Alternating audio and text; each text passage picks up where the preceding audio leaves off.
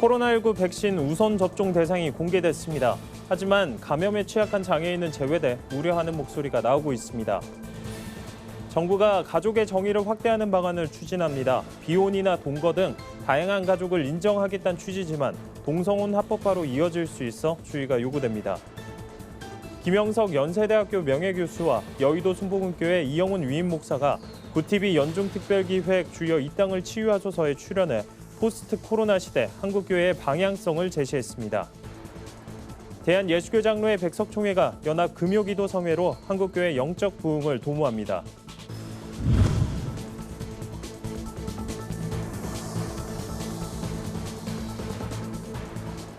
여러분 안녕하십니까? 구티비 뉴스입니다. 이르면 내달 초부터 코로나19 백신 접종이 시작될 전망입니다. 정부가 앞서 공개한 우선 접종 대상엔 의료기관 종사자와 65세 이상 노인, 만성 질환자 등이 포함됐습니다. 네, 정작 감염에 취약한 장애인은 제외돼 우려하는 목소리가 나오고 있습니다. 이정은 기자입니다. 지난해 12월 기준 국내 코로나19 장애인 확진자 수는 1,562명, 이 중 사망자가 117명입니다. 치명률 7.49%, 비장애인보다 6.5배나 높은 수준입니다.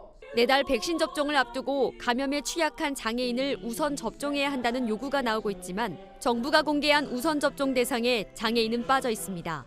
우리나라는 현재 권장 대상자 9개 그룹에 대한 선정이 장애인 당사자에 대한 우선순위가 지금 안 잡혀 있습니다. 사망자 또한 지금 장애인이 비장애인보다 높음을 인지함에도 접종 계획에서 현재 장애인 당사자가 전체에 빠져 있는 상태입니다. 앞서 질병관리청이 공개한 우선 접종 대상에는 65세 이상 노인이나 만성질환자, 집단시설 생활자 등 총 9개 그룹이 포함돼 있습니다. 장애인이라는 단어만 빠졌을 뿐 우선 접종 대상 유형에 장애인 대부분이 포함된다는 게 정부 설명입니다. 쉽게 말해 65세 이상 노인이거나 만성질환이 있는 장애인이 많을 거란 얘기입니다. 하지만 일반적으로 장애인 평균 수명은 비장애인보다 10년이 짧습니다. 특히 발달장애인은 평균 수명이 53세이기 때문에 나이 기준으로 접종에서 제외되는 경우가 많을 것이라고 장애인 단체 측은 설명했습니다. 전문가들은 접종 대상에 모든 장애인을 포함시키는 게 어렵다면 감염 위험도가 높은 중증 장애인이라도 배려해야 한다고 강조했습니다. 모든 장애인에서 너무나 부담이 되고 만약에 그게 형평성 문제가 된다면 조금 중증 장애인으로 한정을 하면 장애인 중에 한 85% 정도 이렇게 커버할 수 있으면은 이게 좀 합리적인 거 아니겠나. 한편 정부는 28일 구체적인 백신 접종 우선순위와 장소, 시기 등을 발표할 예정입니다. 구티비 뉴스 이정은입니다. 가족은 혼인이나 혈연, 입양으로 맺어진 집단을 말합니다. 정부가 가족의 개념을 비혼이나 동거까지 확대한다는 계획을 발표했습니다. 가족의 다양한 형태를 인정한다는 취지는 이해되지만 자칫 동성혼 합법화로 이어질 수 있어 주의가 필요해 보입니다. 차진환 기자의 보도입니다. 정부가 가족의 법적 범위를 확대하겠다고 나섰습니다.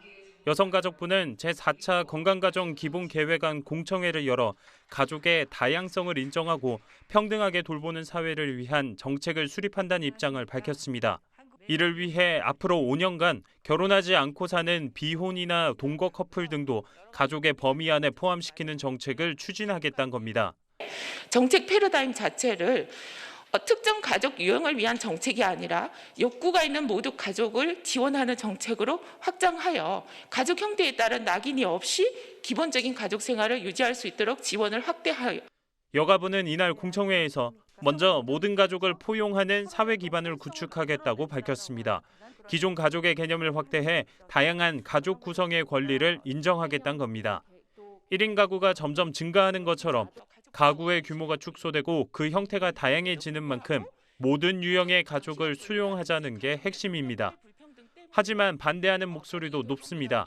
다양성에 집중하다 보면 동성혼이 인정될 가능성이 다분하기 때문입니다. 가족 유형에 따른 차별 금지가 동성혼 차별 금지로 될 가능성이 있거든요. 동성혼 합법화의 길을 여는 것이어서 우려스럽고 반대한다. 이런 입장을 지금 갖고 일각에선 아파트 청약이나 정부의 각종 수당 지급 등에 악용될 수 있다고 지적합니다. 이처럼 경제나 사회 전반에 걸쳐 문제가 우려되는 만큼 정부의 신중한 접근이 요구됩니다. 구TV 뉴스 차진환입니다. 철학자이자 시대의 지성으로 불리는 김영석 연세대 명예교수와 한국교계를 대표하는 여의도 순복음교회 이영훈 위임 목사가 구TV 연중특별기획 주여 이 땅을 치유하소서에 출연했습니다. 두 거목이 한자리에 모인 것만으로도 화제가 됐는데요. 이들은 위기를 맞은 한국교회에 희망을 제시했습니다. 천보라 기자입니다. 구TV 연중기획 주여 이 땅을 치유하소서 신년특집편에서는 한국 근현대사를 몸소 겪은 102세 철학자 김영석 교수와 한국교계를 대표하는 이영훈 목사가 출연했습니다. 사회는 나상호 백석대 신학대학원 교수가 맡았습니다. 주제는 김 교수의 저서에서 따온 한국 기독교 아직 희망이 있는가였습니다. 이날 대담에선 한국 기독교의 현주소를 짚어보고 한국교회가 다시 한번 희망이 될 수 있는 방안을 모색했습니다.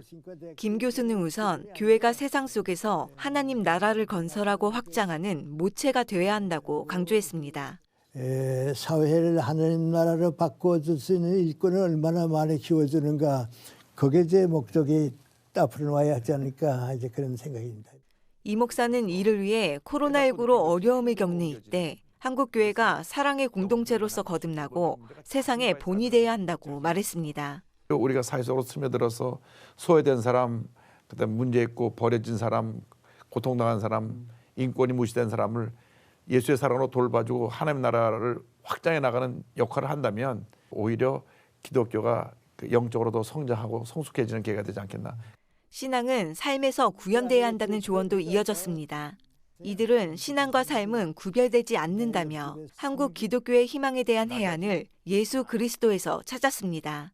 내 인생관과 가치관이 예수님과 같아졌을 때, 인생의 목적과 방법이 예수님과 같아졌을 때, 그런 점에서 신앙은 삶 그 자체지 구별해 볼 필요가 없고, 예수님을 만나고 난 사람의 삶은 그건 신앙이더라.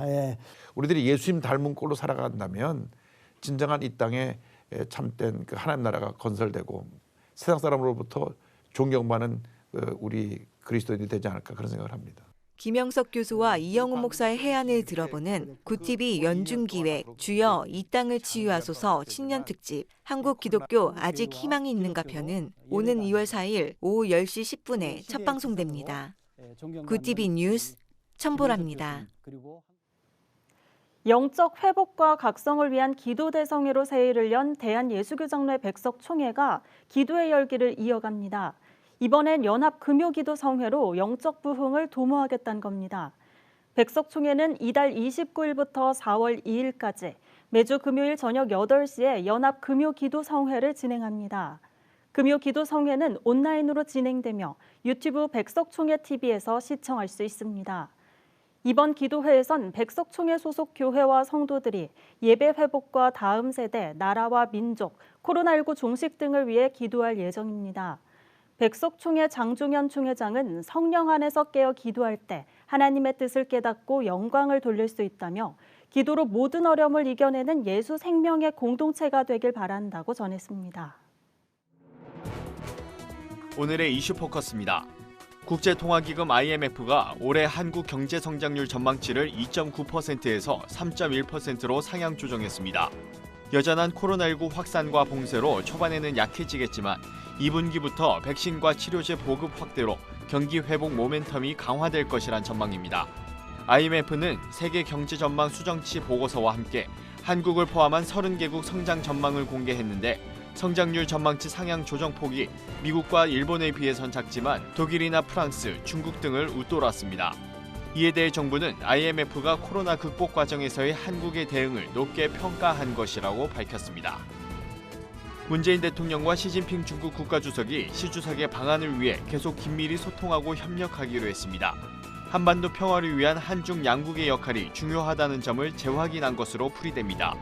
양국은 지난해 시 주석의 방안을 추진했지만 코로나19 팬데믹으로 성사되지 못했습니다.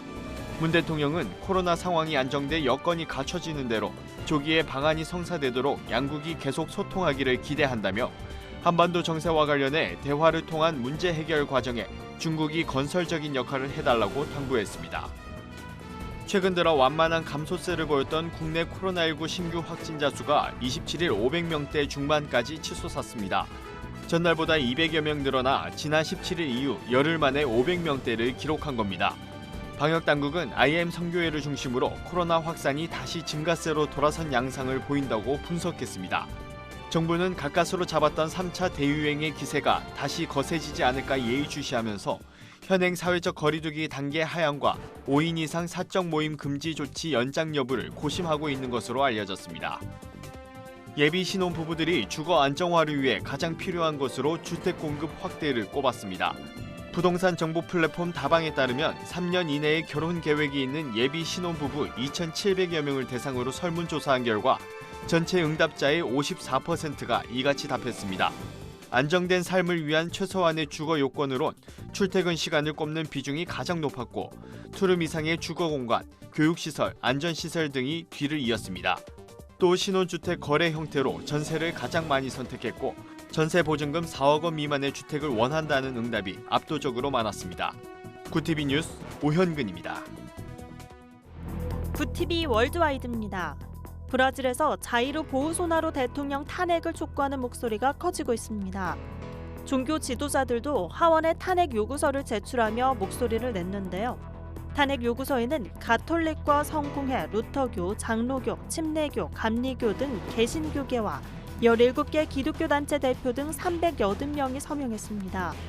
이들은 코로나19 충격 완화와 억제 노력에서 정부는 총체적인 무능을 드러냈다며 특히 북부 마나우스시에서 큰 피해가 발생한 것은 생명을 부정하는 정부가 있기 때문이라고 탄핵 요구서 제출 이유를 밝혔습니다.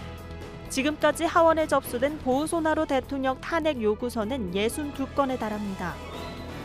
미국이 국민들에게 해외여행을 가지 말라고 촉구했습니다. 국무부는 1단계에서 4단계의 여행 경보를 내리는데 4단계는 여행을 하지 말라고 권고하는 최고 등급입니다. 미국 행정부는 해외에 나가는 것을 진지하게 재고하라며 해외로 가겠다고 선택하는 미국인은 휴가를 가든 진짜 비상 상황이든 모두 여행 일정에 심각한 차질 가능성에 대비할 필요가 있다고 말했습니다. 미국 질병통제예방센터도 모든 여행은 코로나 바이러스를 통제할 수 있을 때까지 연기돼야 한다고 강조했습니다. 호주의 코로나19 남아프리카 공화국발 변이 바이러스 감염자가 발생했습니다. 현지 언론에 따르면 그렉 헌트 호주 연방보건장관은 최근 전염력이 높은 남아공 변이 바이러스 환자가 발생한 뉴질랜드발 입국자에 대해 2주간 호텔 격리를 시행한다고 발표했습니다. 호주와 뉴질랜드 간 여행 안전지역 협약 1단계의 효력이 3일간 정지된 겁니다. 헌트 장관은 또 지난 14일 이후 뉴질랜드에서 호주로 입국한 사람들에 대해서는 코로나19 검사를 받고 결과가 나올 때까지 자가격리를 권고했습니다. 코로나19 대확산으로 올해 일본 도쿄 하계올림픽의 취소 가능성이 제기됐습니다. 이에 미국 플로리다주가 도쿄를 대신해 올해 올림픽을 개최하고 싶다고 밝혔습니다. 플로리다주의 지미 파트로니스 최고 재무 책임관은 토마스 바우 국제올림픽위원회 위원장에 보낸 서한에서 2021년 올림픽 개최지를 일본 도쿄에서 미국, 구체적으로는 플로리다주로 이전하는 것을 고려하기 바란다고 말했습니다. 그러면서 플로리다주에 백신이 신속히 배포될 것이라고 전했습니다. 반면 일본 정부는 예정대로 도쿄올림픽 개최 준비를 한다는 입장을 고수하고 있습니다. 구TV 뉴스 한혜인입니다.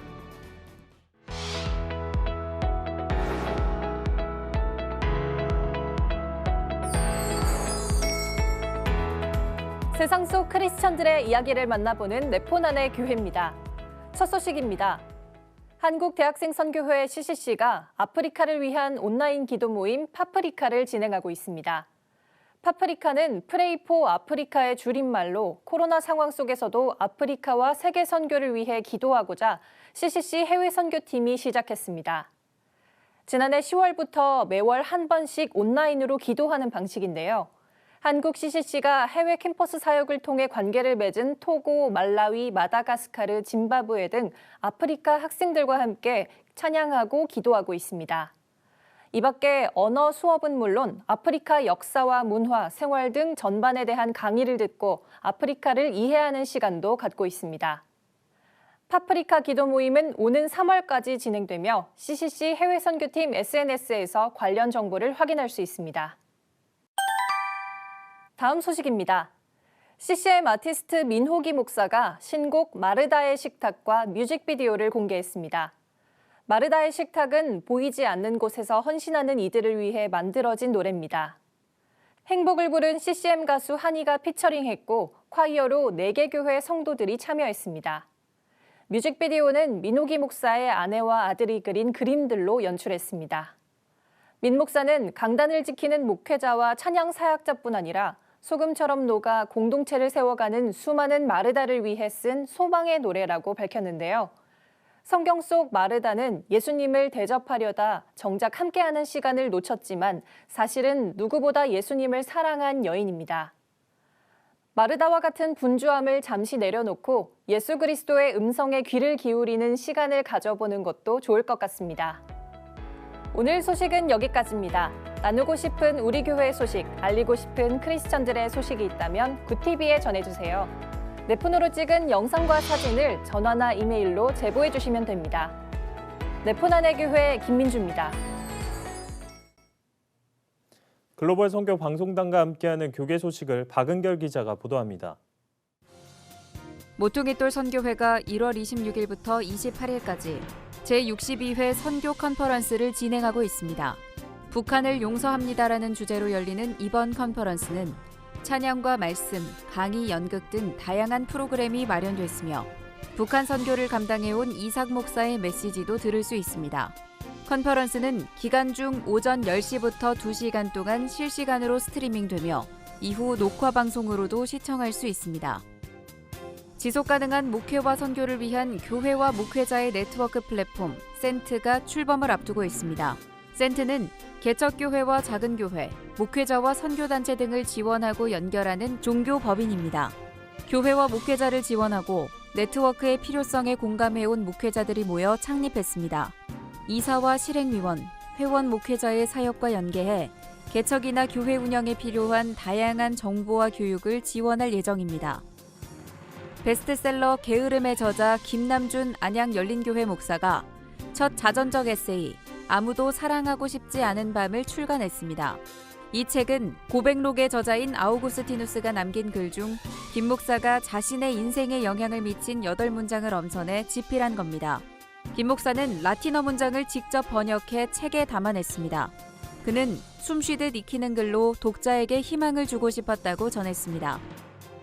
전남 광주 청사교회 부설 뿌리 깊은 나무 국제연구소가 다음 달 22일에서 23일 목회자 부부와 교육 관련 사역자를 대상으로 줌을 이용한 온라인 세미나 제23차 세대통합 목회 콘퍼런스를 개최합니다.